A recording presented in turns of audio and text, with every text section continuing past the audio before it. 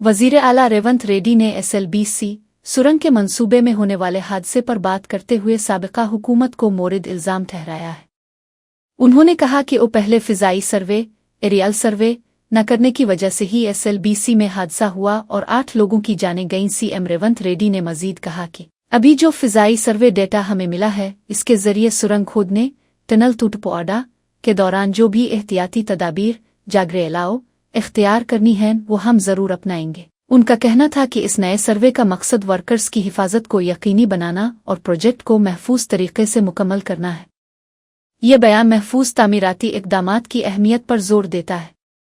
మేజర్గా ఈ సర్వే ఏంటంటే ఏరియల్ నుంచి సర్వే చేస్తే 800 నుంచి 1000 మీటర్ల వరకు భూమిలో ఏమేమి ఉన్నాయి, రాళ్ళు ఎక్కడున్నాయి, మట్టి ఎక్కడుంది, నీళ్ళు ఎక్కడుంది, ఏమైనా ఖనిజ సంపద ఉన్నదా ఏందనేది మొత్తం డీటెయిల్ ఇస్తుంది. ఇప్పుడు మనకేందంటే ఎక్కడ ఏముంది, ఎక్కడ లూజ్ సాయిల్ ఉంది. ఇప్పుడు మన ప్రమాదం జరగడానికి కారణం ఏంది, ఒక దగ్గర కంప్లీట్గా లూజ్ ఉండి నీళ్ళు ఉండి బురద ఉండడం వల్ల మనం బోర్ చేయంగానే కింద మట్టి తీయంగానే మొత్తం కూలిపోయింది. దాంతో టన్నెల్ బోర్ మిషన్ పాడవడమే కాబట్టి 8 ప్రాణాలు పోయినాయి. ఇప్పుడు ఎవ్రీ 2.5 మీటర్స్లో ఏమేమి ఉన్నదో కంప్లీట్గా ఇది డేటా ఇస్తుంది. ఈ అనాలిసిస్ చేసుకొని ఆ పరిస్థితులను బట్టి టన్నెల్ దొవ్వేటప్పుడు తీసుకోవాల్సిన జాగ్రత్తలన్నీ తీసుకుంటారు. అందుకోసమే ఇప్పుడు ఇది సర్వే చేస్తున్నాం. वजीर आला रेवंत रेड्डी ने SLBC टनल के मंसूबे का फिजाई बरक़ी मकनातीसी सर्वे एरियल इलेक्ट्रोमैग्नेटिक सर्वे शुरू कर दिया है। CM रेड्डी ने कहा है कि अगर ये प्रोजेक्ट अब मुकम्मल न हुआ तो कभी नहीं हो पाएगा। उन्होंने कहा कि 8 कारकुनों की मौत समेत मुश्किलात के बावजूद तेलंगाना हुकूमत ने अब काम दोबारा शुरू कर दिया है और हम इसे किसी भी कीमत पर मुकम्मल करेंगे। उन्होंने खबरदार किया कि नलगंदा और महबूबनगर के लोग प्रोजेक्ट मुकम्मल न होने पर मुआफ नहीं करेंगे। वजीर आला ने यकीन दिलाया कि मारलापुड़ो किसी टांडा और निकालागंडी टांडा के बेघर खानदानों के मसाइल 29 दिसंबर तक हल कर दिए जाएंगे। ये मंसूबा 3 लाख एकड़ अराजी को सैराब करने के लिए 30 TMC पानी ले जाने के लिए है। इसका तखमीना अब 4600 करोड़ रुपए है। कांग्रेस के रुकन पार्लियामेंट मालो रवि ने चिवीला बस हादसे पर होने वाली तनकीद पर अपना रद्द-ए-अमल देते हुए कहा है कि और जब सड़क हो तो हादसात तो होंगे ही। रोडा इनो आयके पेरेमाइड अलाओ जेरेगे ओया तो इस पर इतना हंगामा क्यों किया जा रहा है। रादो अंतेम MP मालो रवि ने यह वाजे किया कि चिवीला बस का हादसा सड़क की खस्ता हाली रोडा बागयाले की वजह से नहीं हुआ, बल्कि ये सिर्फ एक मामूल का हादसा था, रेगुलर जिरंगुना एक्सीडेंट मातरेमुई। उन्होंने पिछली हुकूमत BRS पर भी जवाबी हमला करते हुए सवाल किया कि क्या गुज़िश्ता हुकूमत के दौर में आउटर रिंग रोड पर हादसात नहीं हुए थे। उनके बयान को कांग्रेस हुकूमत को इस हादसे पर होने वाली सियासी तनकीद से बचाने की कोशिश के तौर पर देखा जा रहा है। ఈ చనిపోయినటువంటి దాన్ని యాక్సిడెంట్ జరిగిందంటే ఏదో రోడ్లు బాగలేకపోవటం వల్ల కాంగ్రెస్ ప్రభుత్వం పనిచేయకపోవటం వల్ల జరిగిందని చెప్తున్నారు. ఒక్కసారి వారు బీఆర్ఎస్ ప్రభుత్వంలో వెనక్కిపోయి చూస్తే ఔటర్ రింగ్ రోడ్డు ఎంత మంచిగా ఉంది, ORR అంటారు. ఆ ఔటర్ రింగ్ రోడ్లో ఎన్ని యాక్సిడెంట్లు అయినాయి, రోడ్డు మంచిగా ఉందా రోడ్డు మంచిగా లేదా అనే దాని వల్ల జరగలేదు. ఇది యాక్సిడెంట్ జరుగుతుంది. మీ ప్రభుత్వంలో జరిగి చాలా మంది చనిపోయారు, మా దగ్గర కూడా చనిపోయారు. हैदराबाद के जुबली हिल्स हलके में एक तशवीशनाक वाकया सामने आया है, जहां कांग्रेस पार्टी के हामियों ने बेरोजगार नौजवानों के joint action committee unemployed JAC के रहनुमाओं पर हमला कर दिया है। ये वाकया ईरा गुडुआ डिवीजन के शास्त्री नगर इलाके में पेश आया। इल्जाम है कि कांग्रेस पार्टी के उम्मीदवार नवीन यादव के पैरोकारों ने बेरोजगार JAC के रहनुमाओं को गालियां दें और उनके साथ बदतमीजी उचकिशन एरानतेनिगा की।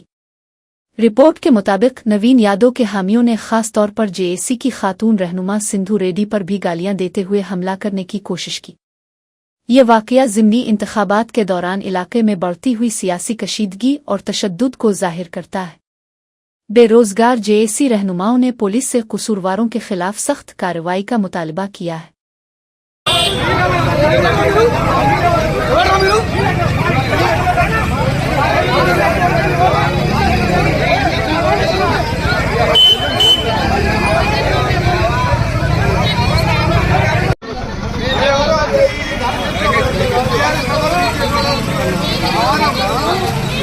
Gracias.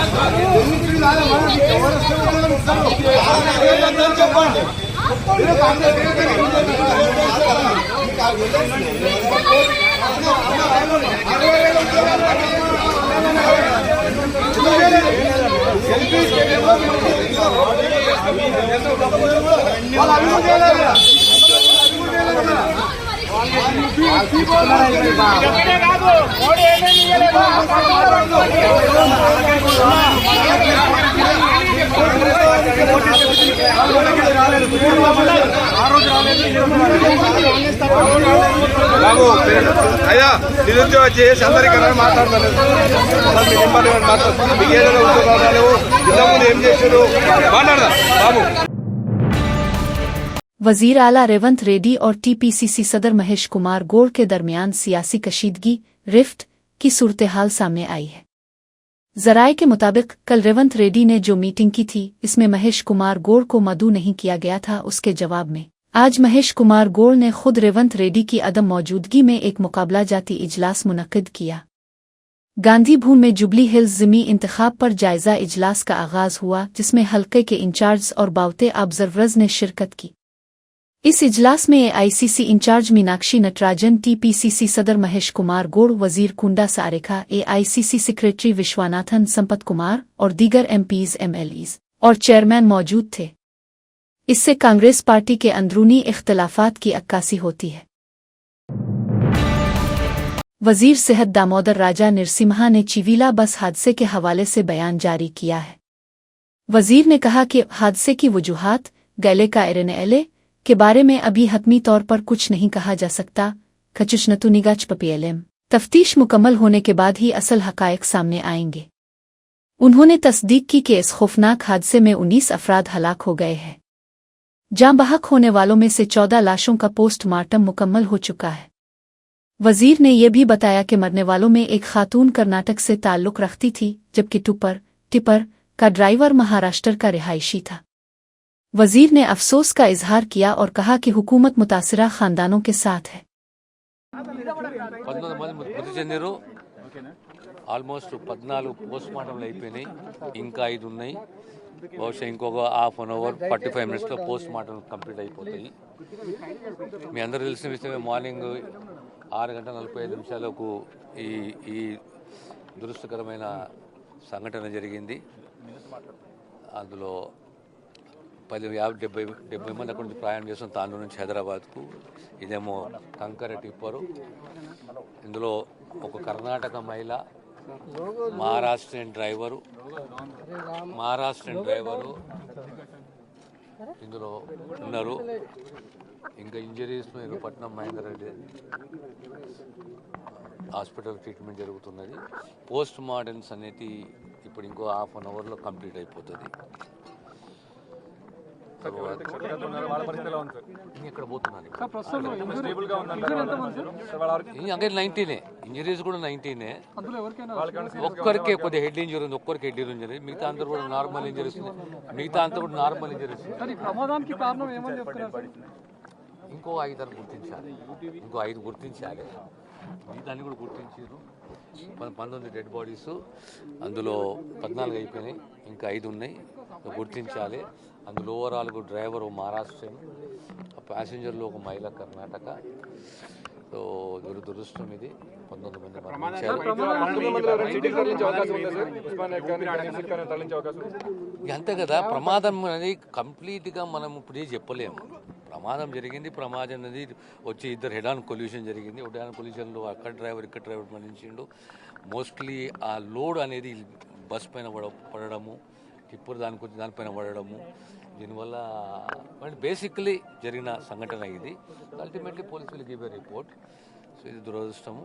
ఇప్పుడు హాస్పిటల్ పోతుంది. మృతుల సంఖ్య 19. तेलंगाना जागृति की सदर कलवाकंतला कविता ने कांग्रेस हुकूमत पर शदीद तनकीद की है। उन्होंने कहा कि जब से कांग्रेस हुकूमत इक़्तिदार में आई है, चनाका कोरट्टा प्रोजेक्ट का काम एक कदम भी आगे नहीं बढ़ा। ये प्रोजेक्ट आदिलाबाद जिला के किसानों के लिए इंतहाई अहम है। कविता ने अफसोस का इजहार किया कि प्रोजेक्ट के काम मुकम्मल तौर पर ठप पड़ गए हैं। उन्होंने जोर दिया कि अगर पहले से बनी हुई मैन कैनाल के जरिए भी पानी छोड़ा जाता तो आदिलाबाद के किसानों को फौरी तौर पर बड़ा फायदा हो सकता था। उनका कहना था कि इस इक़दाम से 10,000 एकड़ 10,000 एकड़ जमीन को सैराब किया जा सकता था। कविता ने हुकूमत पर इल्जाम लगाया कि वो किसानों के मुफादात को नजरअंदाज कर रही है। उन्होंने कहा कि कांग्रेस ने वादे किए थे लेकिन तरक्याती कामों में ताखीर हो रही है। उन्होंने फौरी तौर पर प्रोजेक्ट का काम दोबारा शुरू करने का मुतालबा किया। ये बयान इस बात की तरफ इशारा करता है कि आबी वसाइल के मंसूबों को लेकर सियासी कशीदगी जारी है। आदिलाबाद के किसान इस प्रोजेक्ट के तकमील का शिद्दत से इंतजार कर रहे हैं। ప్రాణహిత చేవెళ్ళ ఎప్పుడైతే ప్లేస్ మార్చడం జరిగిందో అప్పుడు ఆదిలాబాద్కి ఇట్లాంటి ప్రాజెక్టులు కట్టాలనే నిర్ణయం తీసుకున్నాం. ఒకటి కుప్టి కావచ్చు, చెనక కొరాట కావచ్చు, ఇంకా చిన్న చిన్న చాలా లిఫ్ట్లు ఉన్నాయి. వాటన్నిటి మీద కూడా ఫోకస్ చేసి బడ్జెట్ రిలీజ్ చేసినాం. ఈ పర్టికులర్ ప్రాజెక్టే చూసుకుంటే దాదాపు 2,000 కోట్ల రూపాయలు కూడా బీఆర్ఎస్ హయాంలోనే రిలీజ్ అయినాయి. ఈ ప్రాజెక్ట్ ఈ గవర్నమెంట్ వచ్చినాక ₹1 కూడా ఇవ్వలేదు. బీఆర్ఎస్లో చేసిన మంచిని ఖచ్చితంగా మంచి జరిగిందనే చెప్తాను నేను. బీఆర్ఎస్లో జరిగిన చెడును కూడా చెడు జరిగిందని చెప్తారు, అట్లా తప్పేం లేదు. ఈ ప్రాజెక్టుకు సంబంధించి ఏనుగెళ్ళింది తోక చిక్కింది అన్నట్టుంది పరిస్థితి ఇక్కడ. కనీసం ఆ తోక పనులు కూడా వీళ్ళు కాంగ్రెస్ వాళ్ళు పూర్తి చేయలేకపోతున్నారు. మరి ఇంత నిర్లక్ష్యం ఉండడం ఎందుకు? అయిపోయింది, మొత్తం టోటల్ అయిపోయింది. వీళ్ళు రిలీజ్ చేసిన ఆ 179 crores ఖర్చు పెడితే అయిపోతుంది. అది పెట్టడం లేదు. వాళ్ళ మీద నిరసన చేయాల్సినటువంటి పరిస్థితి ఉంది. అందుకే నేను ఇక్కడ రావడం. रंगारेड्डी जिला में एक खौफनाक सड़क हादसा पेश आया है जिसमें कई मुसाफिर जख्मी हो गए हैं। यह हादसा चिविला मंडल के तहत खानपुर गेट के करीब पेश आया, जहां गलत समत रॉन्ग साइड से आने वाले एक ट्रक ने TGRTC की बस को सामने से टक्कर मार दी। कलिजन इस तसादुम के नतीजे में बस में सवार कई मुसाफिर जख्मी हुए। हादसे की खबर मिलते ही वजीर ट्रांसपोर्ट पूनम प्रभाकर ने शदीद हैरत और अफसोस का इजहार किया। उन्होंने फौरी तौर पर इमदादी कार्रवाइयों का हुक्म दिया और हुक्काम को हिदायत की कि तमाम जख्मियों को बेहतरीन तिब्बी देखभाल क्वालिटी मेडिकल केयर फराहम की जाए।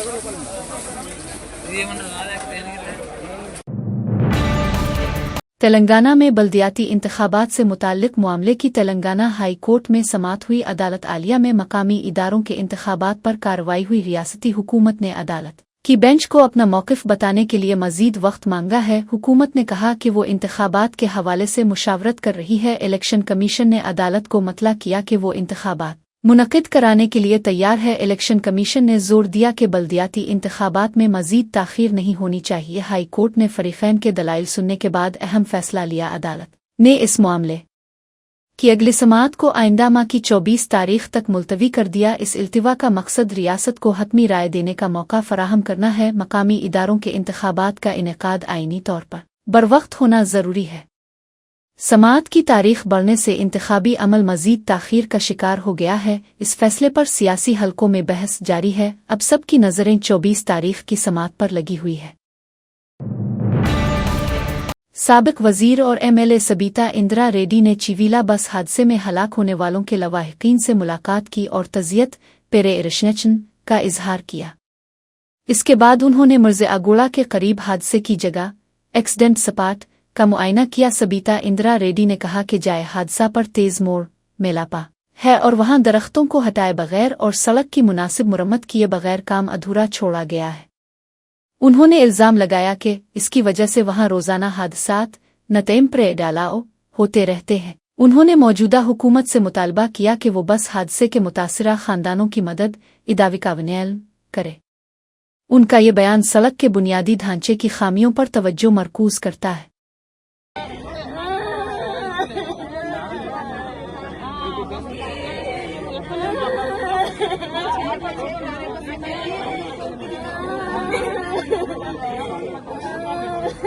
ప్రాణాలు కోల్పోయారంటే చాలా బాధ. వాళ్ళకు సానుభూతి తెలియజేసుకుంటూ ప్రభుత్వం వాళ్ళ కుటుంబాలను ఆదుకోవాలని, అదేవిధంగా వాళ్ళ కుటుంబాలకు తట్టుకునే శక్తిని ఇవ్వాలని భగవంతుని కోరుతా ఉన్నాను. ఈ ప్రభుత్వం కూడా వీలైనంత తొందరలో ఈ రోడ్డు పూర్తి చేయాలని కూడా కోరుతున్నాను. మేడం మొన్నటి వరకు ఎన్జిటి పేరుతో కాలయాపన చేస్తూ వచ్చారు, ఇప్పుడు కేసు కూడా విత్డ్రా అయినట్టుంది ఎన్జిటి.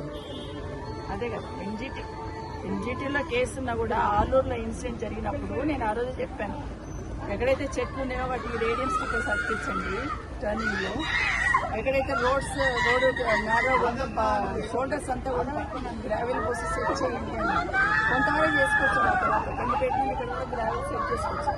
ఆ తర్వాత మొత్తం గ్రావెల్ కూడా పోయాలి. అసలు యాక్సిడెంట్ స్పాట్ ఎక్కడ మిర్జగూడ నుండి ఆలూరు వరకు ఉన్న స్పాటే యాక్సిడెంట్ స్పాట్. అక్కడనే టర్నింగ్ ఉంటుంది, అక్కడనే వెహికల్స్ తడబడుతుంటాయి. ఆ స్పాట్ చేయాలి, ఆ స్పాట్ షోల్డర్ చేయకుండా కాంట్రాక్టర్ చెప్తే చేసేవాళ్ళు, చేయకుండా ఎంతసేపు. तांडोर से हैदराबाद जाने वाली बदकिस्मत आरटीसी बस के कंडक्टर राधा ने हादसे के बाद एक चौंका देने वाला इंकिशाफ किया है। कंडक्टर राधा ने बताया कि वो ड्राइवर ने बस को बाईं जानिब मोड़ दिया, जिससे एक तरफ के लोग बच गए। अगर वो सीधा जाता तो मैं जिंदा न बचती। रिपोर्ट के मुताबिक बस के ड्राइवर दस्तगीर उम्र 37 इस हादसे में अपनी जान बचा न सके। उनके एक छोटे से फैसले ने कई लोगों की जान बचाई, लेकिन खुद ड्राइवर को अपनी जान से हाथ धोना पड़ा। इस खौफनाक हादसे में 17 मुसाफिर, जिनमें एक 10 माह का बच्चा और तांडोर के 4 तालिब इल्म शामिल थे, हलाक हो गए। इस अलमनाक वाकया पर रियासती हुकूमत ने हलाक शुदगान के लवाहिकीन के लिए 7 लाख रुपए और जख्मियों के लिए 2 लाख रुपए के मुआवजे का ऐलान किया है। वजीर आजम ने भी PMNRF से हलाक शुदगान के लवाहिकीन को 2 लाख रुपए और जख्मियों को 50,000 रुपए देने का ऐलान किया है।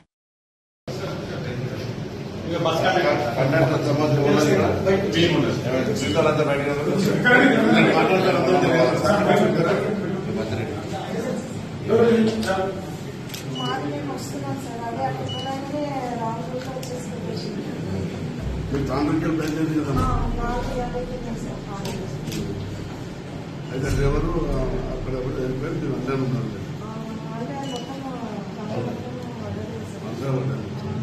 ముందు నీకు కంట్రోల్ ఆయన ఇంకా స్టేట్లో తీసుకుపోయి నాపైతుంది. కాకపోతే ఆయన డ్రైవర్ పాయింట్ కొంచెం ఇట్లా సైడ్ అన్నాడు, లెఫ్ట్ సైడ్ అనేసరికి ఇక్కడ ఉన్నందుకు సేవ్ అయింది. డ్రైవర్ ఇంకా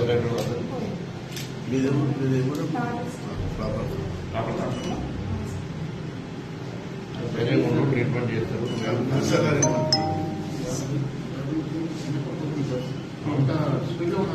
ఇప్పుడు ఎంత స్పీడ్ అర్థం చేసుకోవాలి.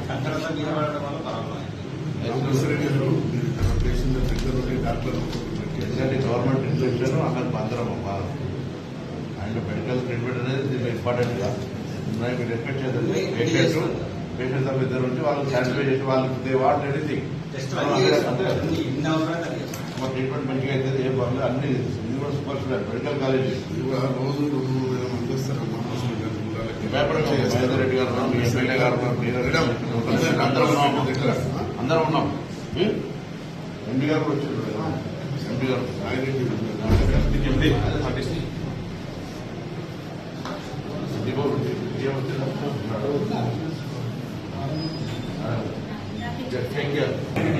అన్ని రకాల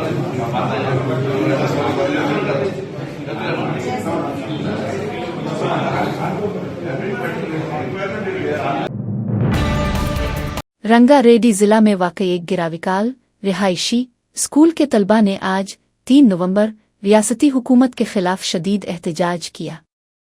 ये वाकया इससे एक दिन बाद पेश आया जब इसी स्कूल के तालिब इल्मों ने एक खातून कांस्टेबल पर हमला कर दिया था। तलबा का एहतजाज स्कूल की प्रिंसिपल शीलिजा के खिलाफ है, जिन पर वो संगीन इल्जामात लगा रहे हैं। उनका इल्जाम है कि प्रिंसिपल स्कूल के अहाते में शराब पीती, बीयर ड्रिंकिंग, हैंड किचन का सामान हड़प कर लेती हैं और तलबा से रिश्वत ब्राइब का मुतालबा करती है। एक नाराज तालिब इल्म ने कांग्रेस हुकूमत पर हमला करते हुए कहा कि जबकि CR इक़्तिदार में थे तो ऐसा कोई मसला नहीं हुआ था, लेकिन मौजूदा हुकूमत बहुत लापरवाह है। तलबा प्रिंसिपल शीलिजा को फौरी तौर पर मुअत्तल करने का मुतालबा कर रहे हैं। ఫీజు కలెక్ట్ చేయడం 10,000 ఒక ఆమె పెళ్లి కట్నం ఎంత పెట్టినావు అంటే ఒక సర్టెన్ అమౌంట్ చెప్తే అన్న నుంచి నాకు సగం ఇయ్యు పైసలు, నువ్వు ఎగ్జామ్ రాయాలంటే అంత సగం పైసలు ఇవ్వాలని డిమాండ్ చేస్తుంది సార్. ఫీజులు తీసుకున్న వాళ్ళకి అసలు ఆమె ఫీజే కట్టకుండా అడ్మిషన్ ఫీ కట్టినా, దోస్తు ఫీ కట్టినా అని 4-5 వేలు కట్టించుకుంటుంది సార్. అది కూడా డైరెక్ట్ ఆమె కొట్టించుకోదు, హౌస్ మేడం వాళ్ళకి కొట్టించుకొని ఆమె అకౌంట్ కి ట్రాన్స్ఫర్ చేయించుకుంటది. చాలా మేడం వాళ్ళు ఆ కాలేజ్ లో చాలా మేడం వాళ్ళు ఆ మేడం కి చాలా సపోర్ట్ చేస్తున్నారు. ఆ మేడం కి చాలా మంది సపోర్ట్ ఉన్నారు. బయట కూడా చాలా పవర్ ఉందంట, మమ్మల్ని బెదిరించారు. ఇంకోటి ఏమంటే మమ్మల్ని అన్నారు, నా మీద కేసు పెట్టుకోండి, ఏం చేసుకుంటా చేసుకోండి, నేను కూడా ఎస్సీనే, నేను కూడా మాదిగానే, నేను కూడా అంబేద్కర్ బిడ్డనే అని ఆమె అన్నది. మేము కూడా అంబేద్కర్ బిడ్డనే, మేము కూడా వేసలేము. మీరు ఇంత పెద్ద పొజిషన్ నుండి ఎంత కరప్షన్ చేస్తారు. మళ్ళీ గ్రూప్ 1 ఆఫీసర్ అంట సార్. ఏ గ్రూప్ 1 ఆఫీసర్ సార్? ఇదే సార్ గవర్నమెంట్ చేసేది. గవర్నమెంట్ అసలు పైసలు లేకు. మేము వచ్చింది పేదవాళ్ళమి, మేము వచ్చింది ఇక్కడ ఫీజు కోసం. మళ్ళీ గవర్నమెంట్ ఇవ్వకపోతే మేము ఏడుకోవాలి. सिंगारेड्डी में महबूब सागर तालाब के बंद झेल के किनारे पर एक अलमनाक वाकया पेश आया है। एक कांस्टेबल ने खुद को गोली मारकर खुदकुशी कर ली है। मरने वाले कांस्टेबल का नाम संदीप बताया गया है। संदीप ने अपनी सरकारी रिवाल्वर से खुद को गोली मारकर जिंदगी का खात्मा किया। वो गुज़िश्ता 1 साल से सिंगारेड्डी टाउन पुलिस स्टेशन में कांस्टेबल के तौर पर तैनात था। मरहूम कांस्टेबल संदीप का ताल्लुक नारायणखेड़ असेंबली हलका के गांव कलहीर से था। ये वाकया महकमाए पुलिस के लिए सदमे और तशवीश का बाइस बना है। इत्तला मिलते ही एसपी प्रीतोष पंकज फौरी तौर पर जाए हादसा पर पहुंचे। एसपी ने पुलिस एहलकारों से तफसीलात जमा करना शुरू कर दी है। खुदकुशी की वजह फ़िलहाल मालूम नहीं हो सकी है। पुलिस ने मुकदमा दर्ज करके तफ्तीश का आगाज कर दिया है। पुलिस अफसरान और अहले खाना को सूरत हाल की इत्तला दे दी गई है। वाकये के बाद पूरे इलाके में गम की लहर दौड़ गई है। आंध्र प्रदेश की वजीर दाखिला वजीर अनीता ने इंसानियत की मिसाल पेश की। ये वाकया उनिकुपली के करीब कुकिरुपली के मकाम पर पेश आया, जहां एक सड़क हादसा हो गया। वजीर अनीता इसी रास्ते से गुजर रही थीं। हादसा देखकर वो फौरी तौर पर अपनी गाड़ी से नीचे उतर आईं। उन्होंने जख्मियों को अस्पताल पहुंचाने में भरपूर मदद की। वजीर अनीता ने खुद तमाम इंतजामात की निगरानी की। उन्होंने अपनी टीम और मकामी लोगों की मदद से जख्मियों को महफूज मकाम पर मुंतकिल किया। ये कदम जिम्मेदार अवामी नुमाइंदे की हैसियत से उनके किरदार को जाहिर करता है। इस अमल से वजीर अनीता ने इंसानियत का दर्स दिया और शहरियों के दिल जीत लिए। उनकी इस फौरी कार्रवाई से जख्मियों को बरवक्त तिब्बी इमदाद मिल सकी। लोगों ने वजीर दाखिला के इस इक़दाम की खूब तारीफ की है। वजीर अनीता ने साबित किया कि अवामी खिदमत सिर्फ दफ्तर तक महदूद नहीं है।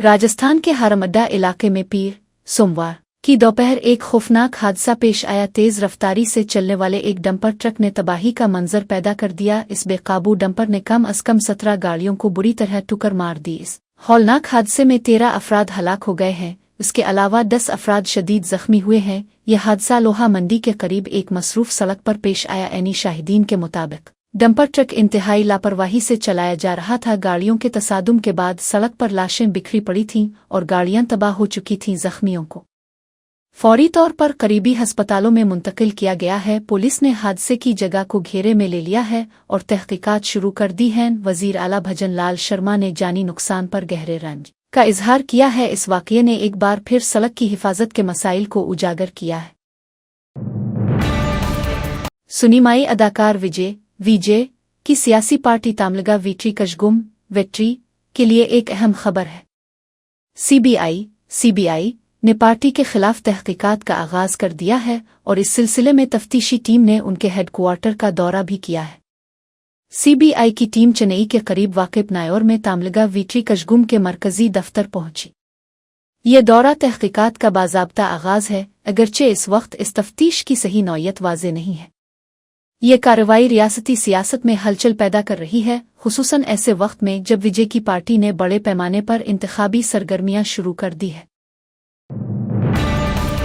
कांग्रेस के सदर मल्लिकार्जुन खड़गे ने वजीर-ए-आज़म नरेंद्र मोदी पर सख्त तनकीद की है। उन्होंने कहा कि मोदी और नीतीश कुमार 20 साल से बिहार में हुकूमत चला रहे हैं, इसके बावजूद वो अब भी रियासत में जंगल राज की बात करते हैं। खड़गे ने कहा कि नरेंद्र मोदी जब बिहार आते हैं तो अजीम शख्सियात पर तबसरा करते हैं। वो दौरों के दौरान खेतों की एमएसपी पर कोई बात नहीं करते। उनका कहना था कि वजीर-ए-आज़म महंगाई और बेरोजगारी जैसे अहम मसाइल को नजरअंदाज करते हैं। कांग्रेस सदर ने कहा कि नरेंद्र मोदी मुख्य वजीर-ए-आज़म हैं, उनका काम सिर्फ अपोजिशन को गालियां देना नहीं होना चाहिए। उन्होंने जोर दिया कि वजीर-ए-आज़म का फर्ज है कि वो मुल्क को रास्ता दिखाएं। मोदी और नीतीश कुमार का 20 साल का दौर इख्तिदार होने के बावजूद जंगल राज का जिक्र करना गैर मुनासिब है। खड़गे ने हुक्मरान इत्तेहाद से कहा कि वो लोगों के हकीकी मसाइल पर तवज्जो दें। ये बयान बिहार की सियासत में मौजूदा गर्मा गर्मी की निशानदेही करता है। मुल्क की अवाम चाहती है कि उनके मसाइल पर बात की जाए। ये बात करते हैं पुरानी, कभी जंगल राज की बात करते हैं, कभी हमारे पुराने लीडर्स जवाहरलाल नेहरू जी की बात करते हैं, इंदिरा गांधी की बात करते हैं, और हमारे जो लीडर्स इस देश के लिए अपनी कुर्बानी दी, उनके ऊपर भी टीका टिप्पणी करते रहते हैं। मुझे समझ में नहीं आता कि मोदी साहब क्या फिर एक बार पार्लियामेंट चुनाव की भाषा करते हैं। क्या बिहार के बारे में कुछ देने के लिए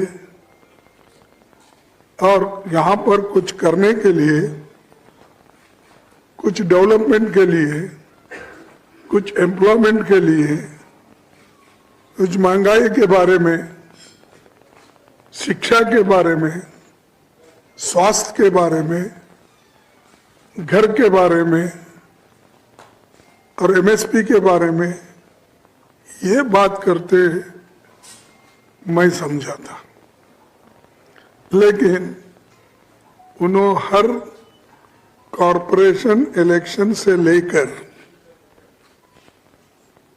एमएलए के इलेक्शन और पार्लियामेंट इलेक्शन, बाई इलेक्शन में ये बातें बोलते रहते हैं। अरे आप इस देश के प्रधानमंत्री हो, इस देश को चलाने वाले हर जगह जाके सिर्फ कांग्रेस को गालियां देना, टीका टिप्पणी करना।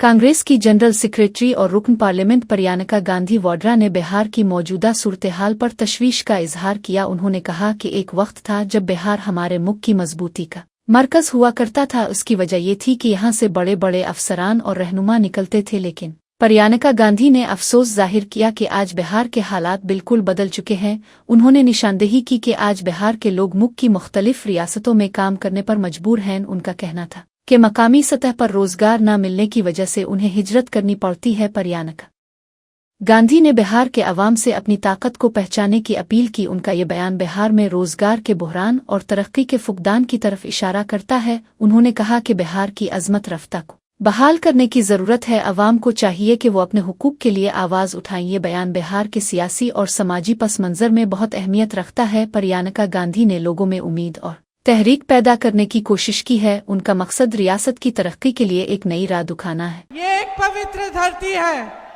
आध्यात्मिक धरती है।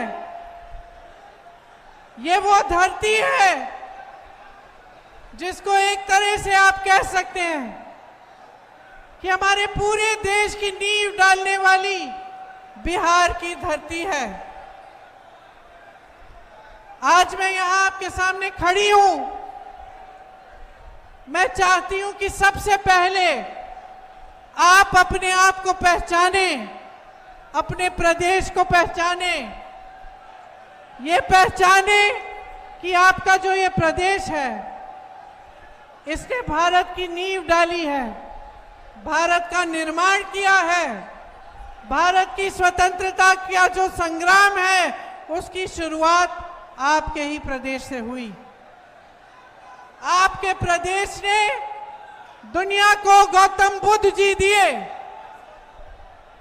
आपके प्रदेश ने महात्मा गांधी जी को प्रेरित किया कि यहां चंपारण से, बिहार के चंपारण से सत्याग्रह शुरू किया जाना चाहिए। आपके ही पूर्वजों ने इस देश की आजादी की लड़ाई लड़ी।